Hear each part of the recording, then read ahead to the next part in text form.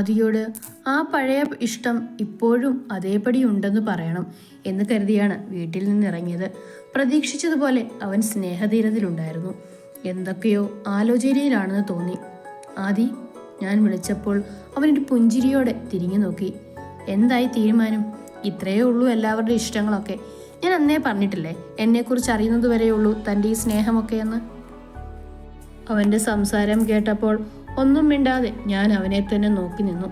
എൻ്റെ നോട്ടം കണ്ട് എന്തോ അപാകത തോന്നിയിട്ടാവണം അവൻ എന്നെ സംശയത്തോടെ നോക്കി. ഞാനും അന്നേ പറഞ്ഞിരുന്നു ആദി, ഞാൻ നിന്നെ സ്നേഹിച്ചത് ആത്മാർത്ഥമായിട്ടാണ്. പാസ്റ്റിൽ നീ എങ്ങനെയാണെന്ന് എനിക്കറിയണ്ട. പ്രസന്റിൽ നീ എന്താണെന്ന് മാത്രമേ ഞാൻ നോക്കുന്നുള്ളൂ. ഐ ലവ് യു ആദി. അവൻ്റെ കണ്ണിലേക്ക് നോക്കി ഞാനത് പറയുമ്പോൾ ആ കണ്ണുകളും എന്നോട് അത് തന്നെ പറയാതെ പറയുന്നുണ്ടായിരുന്നു. അന്ന് ഒത്തിരി നേരം ഞങ്ങൾ സംസാരിച്ചിരുന്നു. ദിവസങ്ങളും ആഴ്ചകളും കടന്നുപോയി. ആദി, നാളെ ചന്തുവേട്ടൻ്റെ പിറന്നാളാണ്. പാർട്ടിയുണ്ട്. ഇവിടെ അടുത്ത് ഒരു റിസോർട്ടിലാ. നീ വരുന്നോ? നാളെയോ? അപ്പോൾ നാളെ നീ എൻ്റെ കൂടെ ശ്യാമിൻ്റെ വെഡിങ് റിസപ്ഷന് വരുന്നില്ലേ? ഞാൻ എങ്ങനെ വരാനാ? അവരോട് ഞാൻ ഉറപ്പായും വരാമെന്ന് പറഞ്ഞുപോയി. ഒരു കാര്യം ചെയ്യുക, നീ റിസപ്ഷന് പോയിട്ട് വാ. എന്നിട്ട് നമുക്ക് ഒരുമിച്ച് ചന്തുവേട്ടൻ്റെ അടുത്തേക്ക് പോവാം. അത് നടക്കില്ല ആർദ്ര. ശ്യാം എൻ്റെ ബെസ്റ്റ് ഫ്രണ്ടാണ്. അവിടെ പോയാൽ പെട്ടെന്ന് മടങ്ങാൻ കഴിയില്ല. നീ പോവണ്ടെന്ന് നോക്ക്. അത് പറ്റില്ല ആദി. നിനക്ക് ശ്യാം എങ്ങനെയാണോ അതുപോലെ തന്നെയാ ചന്തുവേട്ടൻ എനിക്കും. ധ്രുവൻ നിന്നെ എങ്ങനെയാ കാണുന്നതെന്നൊക്കെ എനിക്കറിയാം. കുറെ നാൾ നിന്റെ പുറകെ ഒലിപ്പിച്ച് നടന്നതല്ലേ. അവനാള് ശരിയല്ല. നിനക്കിപ്പോഴും അവനോടൊരു ചായവുണ്ട്. നീ പറഞ്ഞു വരുന്നതിൻ്റെ അർത്ഥമൊക്കെ എനിക്ക് മനസ്സിലായി. ശരിയല്ലാത്തത് ചന്തുവേട്ടനല്ല, നിന്റെ മനസ്സാ. നിനക്ക് എന്നെ പോലും വിശ്വാസമില്ല. എന്തൊക്കെ പറഞ്ഞാലും ശരി, നീ നാളെ ബർത്ത്ഡേ പാർട്ടിക്ക് പോവണ്ട. എൻ്റെ വാക്കിന് എന്തെങ്കിലും വില കൽപ്പിക്കുന്നുണ്ടെങ്കിൽ ഞാൻ പറഞ്ഞത് നീ അനുസരിക്കും.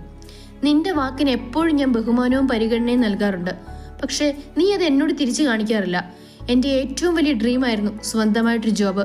നിനക്ക് വേണ്ടി ഞാൻ അതുപോലും വേണ്ടെന്ന് വെച്ചു. നിന്റെ അനാവശ്യമായ കോംപ്ലക്സ് കാരണം ഞാൻ എന്തൊക്കെ വേണ്ടെന്ന് വെച്ചിട്ടുണ്ട്.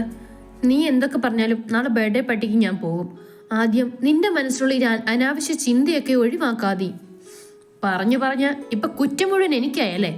ഞാൻ സംശയരോഗി. എൻ്റെ മനസ്സിൽ മുഴുവൻ ദുശ്ചിന്ത.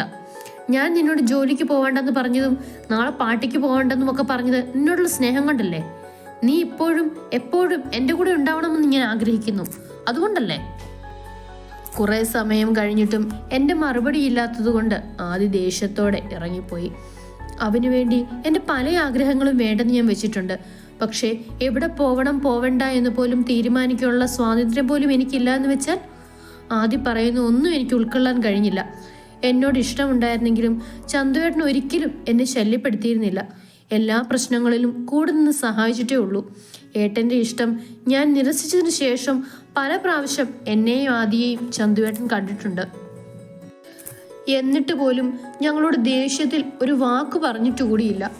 ആദിയോടുള്ള ഇഷ്ടം കൊണ്ടല്ലേ അവൻ്റെ പ്രശ്നങ്ങൾ അറിഞ്ഞിട്ടും ഞാൻ അവനെ സ്നേഹിച്ചത്. ആ എന്നെ പോലും വിശ്വാസമില്ലാതെ വീട്ടിൽ തളച്ചിടാൻ നോക്കുക.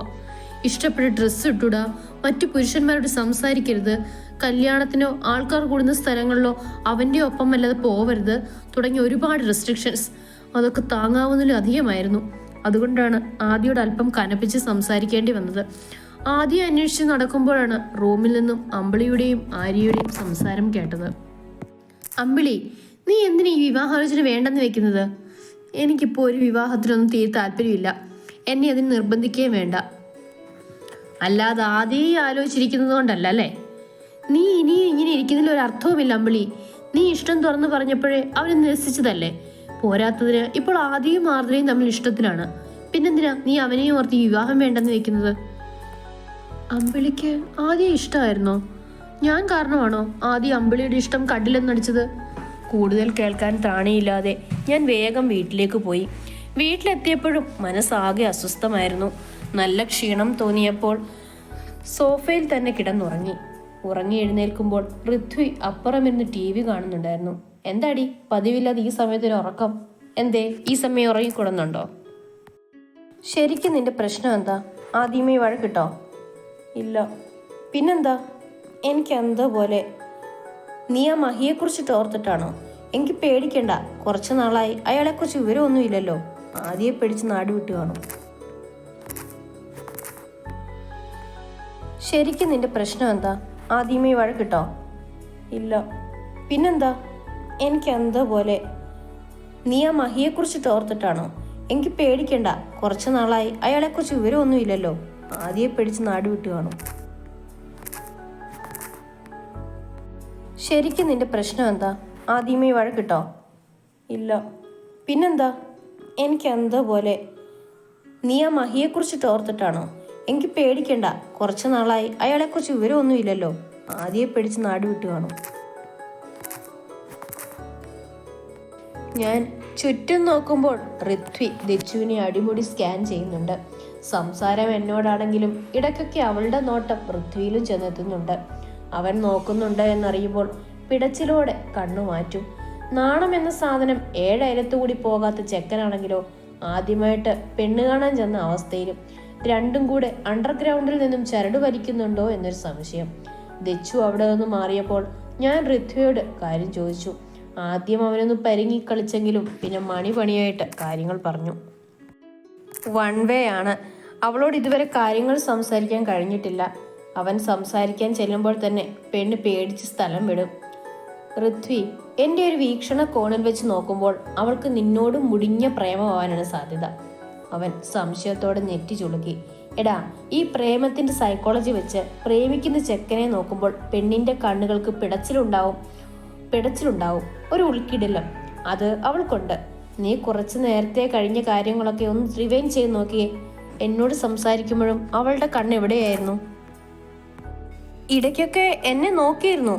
ഞാൻ നോക്കുമ്പോൾ മുഖം തിരിക്കും. അപ്പോൾ ഉറപ്പിച്ച മോനെ, അവൾക്ക് നിന്നോട് എന്തോ ഉണ്ട്. ഞാനത് പറഞ്ഞതിൽ പിന്നെ ചെക്കൻ നിലത്തൊന്നും അല്ലായിരുന്നു. സന്തോഷം കൊണ്ട് നിൽക്കാനും ഇരിക്കാനും പറ്റാത്ത അവസ്ഥ. അവളെ സെറ്റാക്കാൻ സഹായിക്കാമെന്ന് അവൻ ഉറപ്പ് കൊടുത്തിട്ട് ഞാൻ അകത്തേക്ക് നടന്നു. അവിടെ അച്ഛനോടും അമ്മയോടും സംസാരിച്ചു നിൽക്കുന്ന ചന്തുവേട്ടനെ കണ്ടു. കോട്ടും സ്വീറ്റും ഇട്ട ബർത്ത്ഡേ ബോയിയാണ് പ്രതീക്ഷിച്ചതെങ്കിലും ആളൊരു കസവും മുണ്ടും ഷർട്ടുമായിരുന്നു ഇട്ടത്. ആദ്യമായിട്ടാണ് ചന്തുവേട്ടനെ ഇങ്ങനെ ഒരു രൂപത്തിൽ കാണുന്നതെങ്കിലും കാണാൻ അടിപൊളിയായിരുന്നു. ഞാൻ നോക്കി ഒരു മങ്ങിയ ചിരി ചിരിച്ചപ്പോൾ തിരിച്ചു നൽകിയതല്ലാതെ ഒന്ന് സംസാരിക്കാൻ പോലും നിന്നില്ല. കേക്ക് കട്ട് ചെയ്യുമ്പോഴും അതിനുശേഷം ഭക്ഷണം കഴിക്കുമ്പോഴും എല്ലാം എന്നെ അവോയ്ഡ് ചെയ്യുന്നത് പോലെ തോന്നി. അച്ഛനോടും അമ്മയോടും ഋത്വിയോടും എല്ലാം സംസാരിക്കുന്നുണ്ട്. എന്നോട് മാത്രമാണ് ഈ അവഗണന. ഒന്നും ആഘോഷിക്കാൻ പറ്റാത്ത മാനസികാവസ്ഥ ആയതുകൊണ്ടാണ് പാർട്ടിക്ക് ആരെയും അധികം വിളിക്കേണ്ടെന്ന് അച്ഛനോട് പറഞ്ഞത്. ആദി പറഞ്ഞ വാക്കുകളായിരുന്നു മനസ്സ് നിറയെ. വരുന്ന വഴിക്ക് യാദൃച്ഛികമായിട്ടാണ് ആദിയെ കാണുന്നത്.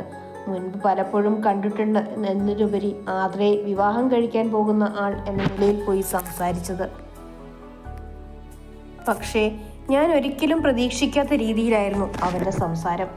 ആർദ്രയെ എനിക്കിഷ്ടമാണെന്നത് സത്യമാണെങ്കിലും ഒരിക്കൽ പോലും തെറ്റായ രീതിയിൽ നോക്കുകയോ സ്പർശിക്കുകയോ ചെയ്തിട്ടില്ല. ഒരു നല്ല സുഹൃത്ത് എന്ന രീതിയിൽ മാത്രമാണ് പാർട്ടിക്ക് ക്ഷണിച്ചത്.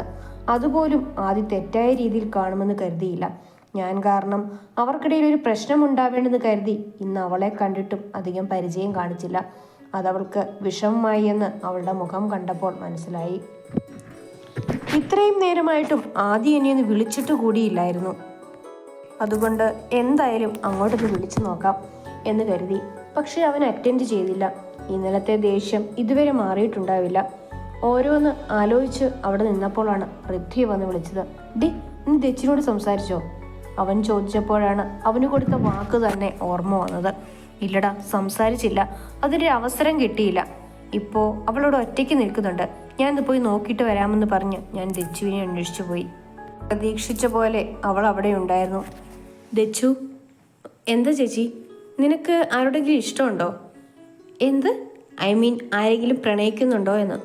എൻ്റെ ചോദ്യം കേട്ട് ആദ്യം അവളൊന്ന് ഞെട്ടിയെങ്കിലും പിന്നെ ഇല്ലെന്ന് തലയാട്ടി. ഈ ഹൃദയത്തിലേക്ക് വേക്കൻസി ഉണ്ടോ എന്ന് നോക്കണ്ട ഒരാളവിടെ നിൽപ്പുണ്ട്. ഋത്വി. എന്താ, താല്പര്യമുണ്ടോ? ഞാൻ ചിരിച്ചുകൊണ്ട് ചോദിച്ചു. അത് കേട്ട് അവളുടെ കണ്ണുകൾക്കുണ്ടായ തിളക്കം ഞാൻ ശ്രദ്ധിച്ചു. മറുപടി എന്തായാലും എന്നോട് പറയണ്ട. ദാ അവിടെ ഒരാൾ കാത്തിരിക്കുന്നുണ്ട്. നേരെ അങ്ങോട്ട് പോയി പറഞ്ഞു. അവളുടെ കവിളിൽ ഒന്ന് തട്ടിക്കൊണ്ട് ഞാൻ പറഞ്ഞു.